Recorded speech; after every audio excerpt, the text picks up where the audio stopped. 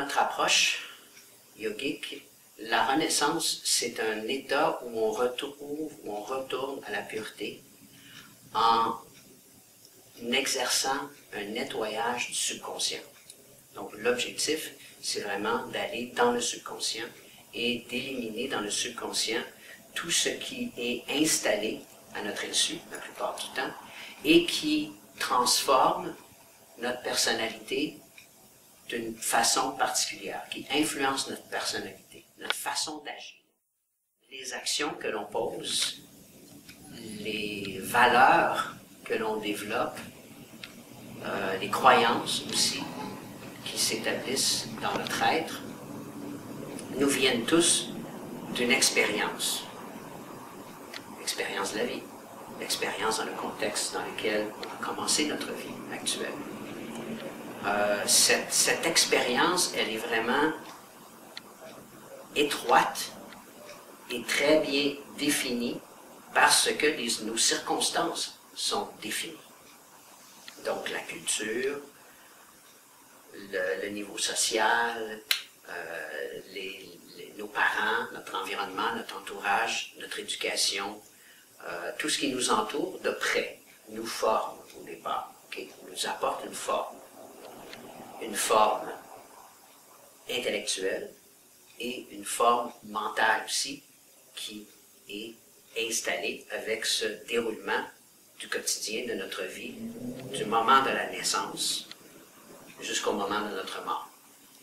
On peut passer de l'un à l'autre, de la naissance à la mort, sans prendre conscience de quoi que ce soit, et en étant simplement porté par le vent, porté par des expériences, porté sans se poser de questions, et subir la vie.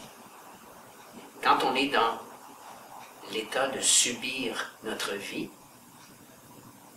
il y a simplement un état d'être qui est emprisonné dans ce qu'on peut appeler la peur, entre autres. Il y a beaucoup la peur qui est reliée à ça, et ce subconscient qui nous dirige, qui nous guide, sans que l'on en prenne conscience, sans qu'on le réalise. Et c'est là que toute la source, si on veut, du problème de expérimenter une vie heureuse ou une vie malheureuse. Pour toucher le subconscient, il y a différentes méthodes. Okay?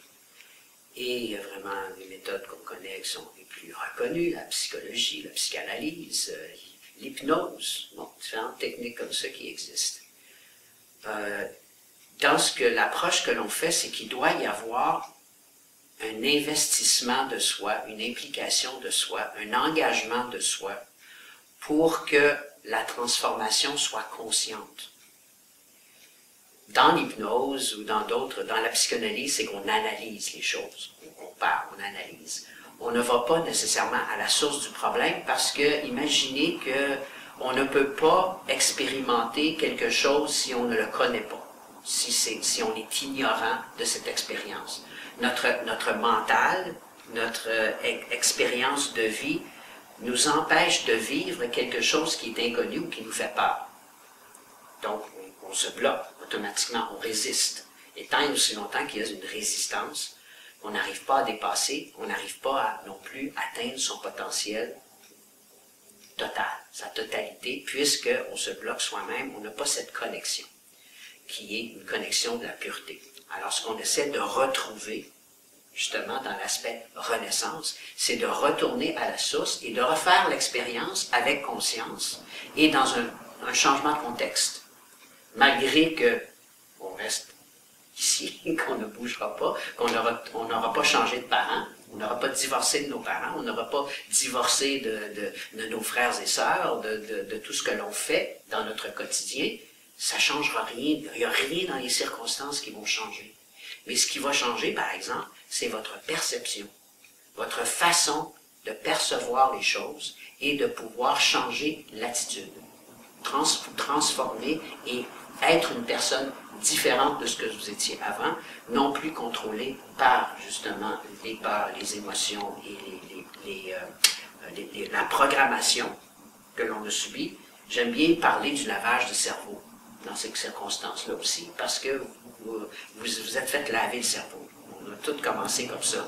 On a eu un certain détergent particulier, avec certaines éponges particulières, avec certains récurrents qui sont vraiment déterminés, encore une fois, dans le contexte d'ennui. Et là, ça nous a pénétré dans notre mental et ça s'est fixé dans notre conscient. Et ensuite, les autres expériences, elles, qui se fixent sur le subconscient et qui déterminent ensuite la façon dont on agira ou dont on réagira face à l'expérience de la vie. Alors, ce lavage de cerveau, quand on lave quelque chose, ça se ressalit, on peut le relaver. Okay? On peut recommencer le nettoyage. Okay? Alors, et c'est l'objectif principal de notre approche en Renaissance, c'est de vraiment faire un nettoyage intérieur, un nettoyage de notre mental et de réapprendre certaines choses de façon différente en réglant ce qui est logé dans le subconscient, en faisant face à la réalité de ce qui se trouve bloqué dans le subconscient. L'inconscient, le subconscient et le conscient, dans ces trois aspects, sont tous toujours présents. Ils ont toujours une dynamique qui se place. Le conscient est quelque chose de beaucoup plus grand que nous-mêmes. Le conscient, c'est la connaissance universelle. C'est le conscient. Nous n'avons pas accès, tant et aussi longtemps qu'on reste dans notre capacité consciente qui est jumelée avec l'ego, et que cette interaction finit par toujours avoir une bonne partie qui est déchargée dans le subconscient. Et c'est ce jeu qui se trouve constamment.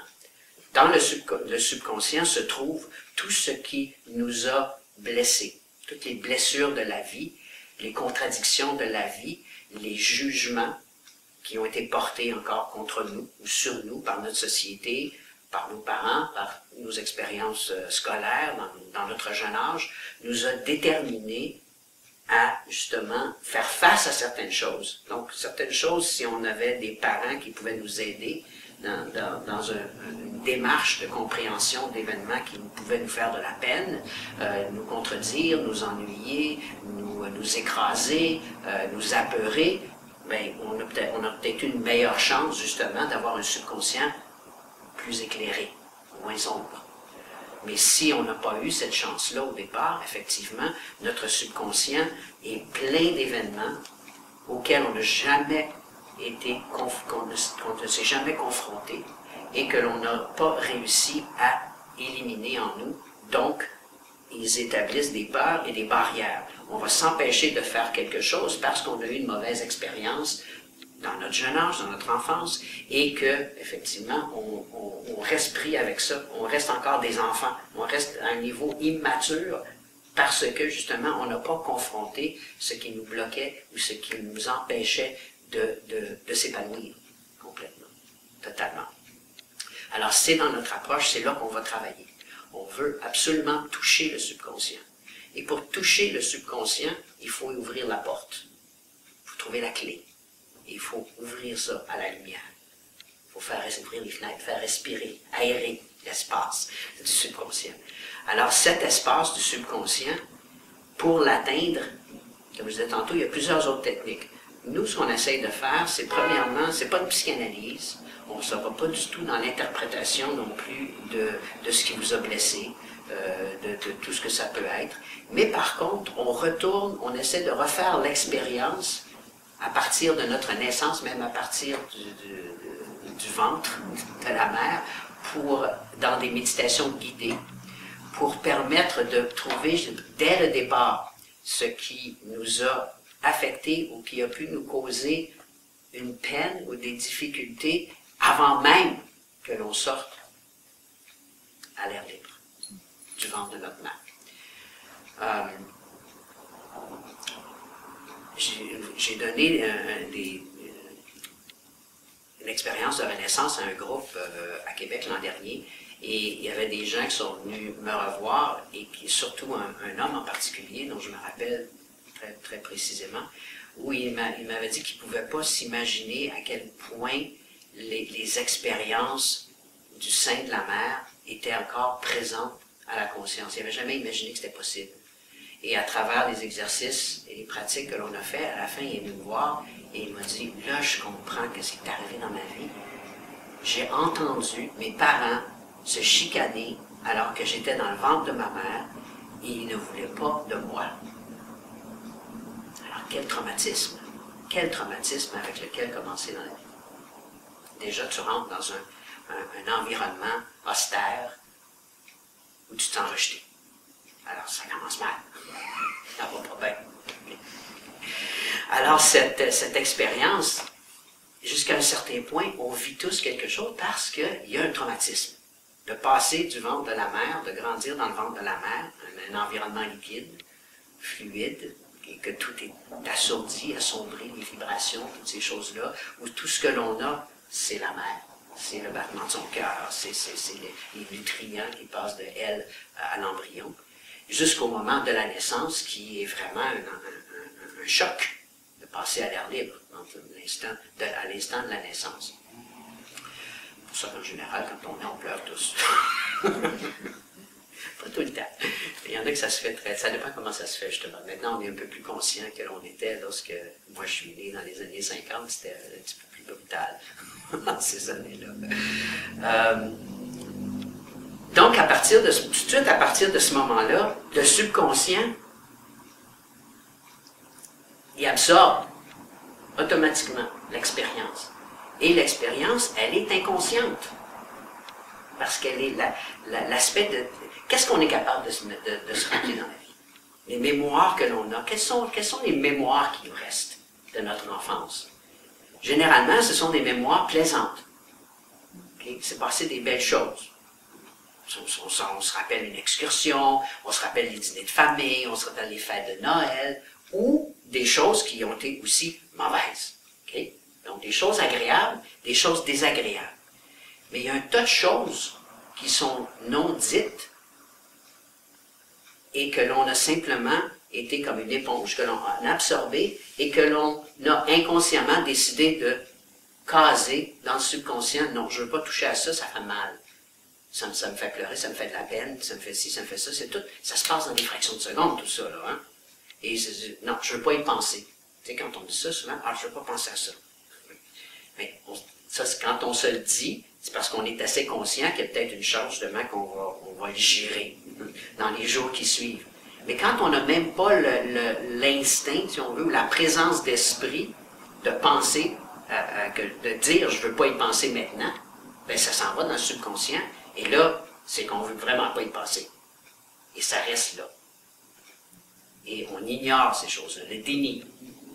Et lorsqu'on reste dans le déni pendant X nombre de temps, avec une circonstance, ben, elle est de plus en plus, c'est comme les couches, hein? C'est comme les couches de l'oignon, on met une couche dans notre subconscient, puis encore une autre couche qui s'en vient par-dessus, puis encore une autre couche, et plus on accumule des couches, ben, plus les choses primales qui sont arrivées au tout début de notre vie sont écrasées sous une multitude d'autres couches d'expérience en tant qu'adolescent ou en tant qu'adulte.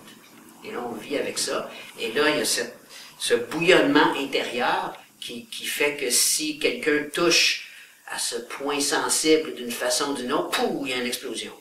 On explose, on réagit, on est en colère, on critique, on est inconfortable, on veut s'enfuir.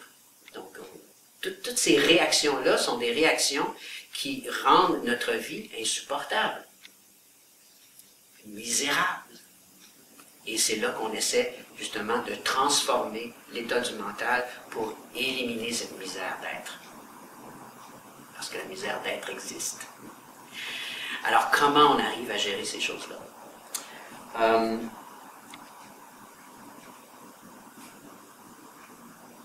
Une des choses qu'on doit comprendre aussi, c'est que l'on ne peut pas transformer quoi que ce soit ou aller chercher quoi que ce soit dans son subconscient tant qu'on ne s'est pas engagé. C'est comme si on signe un contrat, dire « faut que j'y fasse, faut y faire face, je dois faire quelque chose, je ne peux pas laisser aller les choses de cette façon. » Parce que souvent on réalise ces choses-là, on est déjà adulte, on a déjà eu des bonnes vies, ou des vies moyennes ou médiocres, peu importe les événements qui sont passés. Certains gens ont été détruits par la vie, hein? On en voit souvent des gens qui sont complètement détruits par la vie. d'autres qui réussissent quand même à garder la tête au-dessus de l'eau et à malgré tout respirer, fonctionner. Et d'autres qui ont réussi à trouver un équilibre. Et même quand on trouve un équilibre, ça ne veut pas dire qu'on a trouvé la formule puis qu'on a trouvé le vrai bonheur. On est vraiment bien dans sa peau. Okay? C'est qu'on vit, on est fonctionnel, tout est correct, mais il y a des douleurs fragiles. Puis à certains moments dans notre vie, ça peut se déclencher sans qu'on s'en rende compte, sans prévenir. Et là, tout à coup, on se retrouve dans un état qui nous rend moins fonctionnels, dans lequel on a plus de difficultés à gérer les choses parce que notre mental est dans la confusion. Et ça vient justement de arriver d'un éveil. C'est que très souvent, il faut passer dans la confusion pour retrouver l'équilibre. Alors, cette transformation se fait graduellement. Et dans la pratique, les aspects vraiment pour toucher et se libérer de ce subconscient, il y a d'abord l'engagement, comme je viens de dire. Ensuite, il y a les techniques qui nous viennent vraiment de la respiration. Donc, d'apprendre et de bien contrôler sa respiration. Pourquoi? Parce que la respiration, c'est l'énergie vitale. Et que si notre vitalité, au départ, elle est dysfonctionnelle, trop faible, automatiquement, notre corps, notre être, notre mental va aussi être dans un état de faiblesse. Et dans un état de faiblesse, on sait très très bien que c'est beaucoup plus difficile de s'en sortir quand quelque chose nous jette à terre. Okay? Quand on tombe, pour quelque raison que ce soit, c'est beaucoup plus difficile de se relever quand on est déjà à moitié mort que si on est en pleine forme, puis que tout de suite, on rebondit comme un ressort, puis on est debout, puis on se bat, on continue, on mange des choses, on fonce, quoi. Alors que quand on est dans un état de faiblesse mentale et physique, automatiquement, on ne se bat plus. Okay? On est transporté par ce qui se passe à gauche, à droite, et c'est là qu'on n'a pas le contrôle de soi-même. Et quand on n'a pas le contrôle de soi-même, ça veut dire qu'on peut s'abandonner au contrôle des autres. Et que là, quelqu'un qui est futé peut profiter de la situation. Et rentrer au bon moment, à la bonne place, et faire ce qu'il veut avec vous. Alors c'est ça qu'on essaie d'éviter. Il faut être constamment en charge de soi-même, en contrôle de soi-même, et fort par rapport de soi-même. Donc, un aspect essentiel, d'abord, commençons à travailler la vitalité, la respiration. Okay? Ensuite, l'étape suivante, une fois qu'on a bien établi ce potentiel pranique de vitalité, on se dirige vers le mental. Parce qu'il y a aussi le prana, ou cette énergie vitale, elle est partout dans le corps, mais aussi le cerveau. Le cerveau a besoin de vitalité pour bien fonctionner. Si lui aussi est fatigué, ce pauvre cerveau, s'il n'est pas capable de percevoir les choses telles qu'elles sont, s'il est constamment dans un état justement de faiblesse mentale, de déséquilibre mental, de maladie mentale, ben, on n'est pas capable de donner un sens aux choses qui nous entourent. On est incapable de voir les choses telles qu'elles sont. On est guidé par des fantasmes, on est guidé par des désirs inassouvis, on est guidé par des perceptions qui sont fausses, qui sont des réalités tordues, parce que nous sommes tordus à ce moment-là. Donc, l'énergie vitale doit aussi s'établir au niveau du mental, du cerveau. Et ensuite, ça nous permet de pouvoir bien intégrer les capacités cognitives, de réflexion, d'expérience, comment on perçoit les expériences de la vie, et commencer à pouvoir déjà à travailler avec un mental plus éclairé, plus en santé, mieux oxygéné. Ensuite, là, on commence vraiment le travail d'introspection. Là, on commence vraiment l'espace, on se retrouve dans l'espace du rebirth, de la renaissance. On peut reculer l'horloge, puis on peut revoir et chercher dans son mental les mémoires qui sont là, qui ont été réprimées. Et c'est ce que l'on tente de faire par la technique, par les différentes techniques. Donc les techniques, généralement, il y a quand même certains mouvements. Il peut y avoir certaines postures, des mudras qu'on va utiliser aussi. Mais c'est généralement toujours fait dans un état, comme sur des chaises assis. Donc c'est pas quelque chose, c'est pas comme une classe de yoga, c'est plutôt quelque chose, une expérience introspective avec le corps, le cerveau, le mental, les mémoires du mental et l'approche méditative. À ce moment-là, on fait une introspection méditative. Il y a plusieurs méditations guidées qui nous permettent de retourner en arrière et de pouvoir retrouver ou toucher ces expériences du passé que l'on traîne encore en soi comme un bagage lourd qui nous empêche souvent de faire les choses que l'on rêve, que l'on voudrait vraiment réaliser de soi-même, vraiment de se réaliser complètement, totalement, d'avoir accès à son plein potentiel. Donc c'est ça qu'on essaie de rétablir par cette pratique de méditative, d'introspection et de visite de notre subconscient. Et là, à mesure que l'on peut faire des expériences de ce genre, guidées, on peut aussi vider le subconscient, laisser de la place. Quand un bocal est plein de quelque chose, vous ne pouvez pas rien ajouter. Alors votre subconscient aussi a une limite. Okay? La réalité dans laquelle on vit, on est des êtres infinis, une expérience spirituelle dans un corps humain. Et ce corps humain a des limites. Tout ce qui est matériel a une limite. Mais à l'intérieur de cette limite, il y a l'étincelle éternelle. Mais dans le mental aussi et dans le subconscient, c'est un mécanisme. Le subconscient est un mécanisme de survie. Alors ce mécanisme, il est matériel. Okay? Alors, il y a aussi une limite à ce que votre subconscient peut faire, ou peut accumuler. Et quand il est plein, ben, généralement, c'est la maladie, le burn-out, toutes sortes d'expériences ou la maladie mentale. Okay? Donc ça, c'est parce qu'il a vraiment il a atteint sa capacité ultime, totale et finale. Alors, on n'en est plus capable de fonctionner. Tant qu'on est justement capable, il y a encore un peu de place dans notre subconscient et on peut gérer ça, on peut aller gérer ça. Okay? Donc, cette limite, c'est mieux d'essayer de ne pas se rendre là, de faire ce qu'il faut pour ne pas se rendre là, et de pouvoir se permettre, à travers les pratiques, de nettoyer et de vider son subconscient petit à petit. La méditation a toujours été le meilleur outil, justement, pour garder son mental, ensuite clair et le plus lumineux possible, le plus nettoyé de toutes ces différentes émotions que l'on n'a pas su confronter dans le passé. Donc, une fois qu'on y arrive, ensuite, méditer devient plus facile aussi. La méditation est une chose qui vient plus facilement à cause justement qu'on est moins agressé de l'intérieur du mental. On est capable de trouver le calme parce qu'il n'y a plus de confusion. Quand il y a de la tourmente, puis de la confusion, puis de la tempête dans votre tête, c'est clair que c'est pas facile de méditer. Je vois souvent des situations, des circonstances avec des débutants quand ils essaient de méditer et ils ne sont pas capables de rester en place. Ils ne sont pas capables d'avoir la plénitude. Pourquoi? Parce que justement, il y a trop d'action dans la tête. Puis là, ça s'exprime par des mouvements, ça s'exprime par un corps nerveux, un corps tendu, un corps réactif.